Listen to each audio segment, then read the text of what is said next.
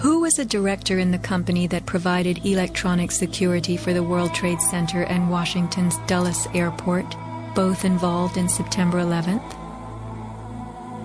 None other than the president's younger brother.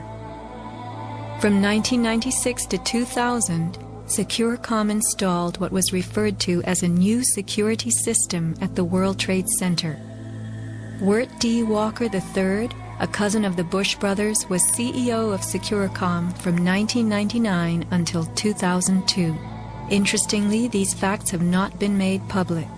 Was it only a security system that was added during those years, or was it also the wiring for a long-awaited plan? Scott Forbes, an IT specialist in a firm that had leased space in the South Tower since its erection, reported an unprecedented power down in his building for almost the whole weekend prior to 9/11. We were notified 3 weeks in advance of the power down by the Port Authority. That was relatively short notice to plan to shut down all of our banking systems. It was a big deal. It was unprecedented. We had a data center on the 97th floor. So our originating servers were all there. During that weekend, the power down meant that there was no security. The doors were all open, basically. And also the security video cameras were all off. But there were guys in overalls carrying huge toolboxes and reels of cables walking around the building on that weekend. Employees were notified that internet cables were being upgraded. But who were the strange workmen, and what were they really doing? All the power was shut down. If there was a power down, that meant that everything was gone in terms of security, in terms of access to the building. So anybody could have gone there and do any kind of setup. Having worked overtime to get his company's servers back up, Scott took the day off on September 11th. As he watched the towers collapse from New Jersey that morning, he was sure this had been the purpose of the mysterious weekend work.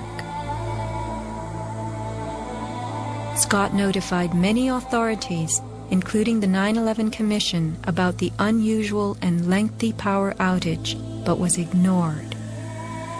Ben Fountain of Fireman's Fund spoke of unusual evacuations ordered at the Twin Towers during the weeks before September 11th.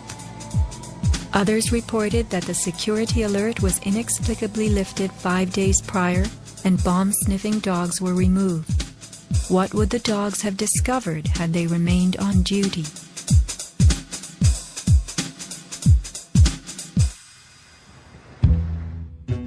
Although they were idolized as cathedral-like symbols of power and triumph that pierced the New York skyline, the Twin Towers were big money losers for the Port Authority of New York. They cost millions a year to equip with the basics: electricity, water, heat, air conditioning, sewage, and even oxygen, being airtight. As modern communications connected traders from all corners of the globe, tenancy in the Twin Towers continued to drop. The towers presented another problem. Decades ago, their steel beams had been sprayed with fireproof asbestos, a cancer-causing material banned from use in building in the mid-1980s. Although the World Trade Center complex was given several waivers, it was expected to clean up its act. But to remove the asbestos from every supporting beam in the Twin Towers would have been almost undoable. Quotes for this cleanup ran over $1 billion, and no insurance company was willing to bear the cost. An urban renewal project of unfathomable proportions. Given the tower's issues and problems, September 11th proved an unexpected bonanza. The Trade Center was built in the 1960s to revive a rundown area of New York, and 40 years later, urban renewal could again take place. 2 white elephants were removed, and a brand new complex is in the works. As last survivor William Rodriguez climbed the stairwell to rescue people, he remembers a very strange thing. As I stood there on the 33rd floor, I heard very strange noises on the 34th floor. Now, the 34th floor was an empty floor, a floor that did not have any kind of walls, or it was a construction floor. It was totally hollowed out.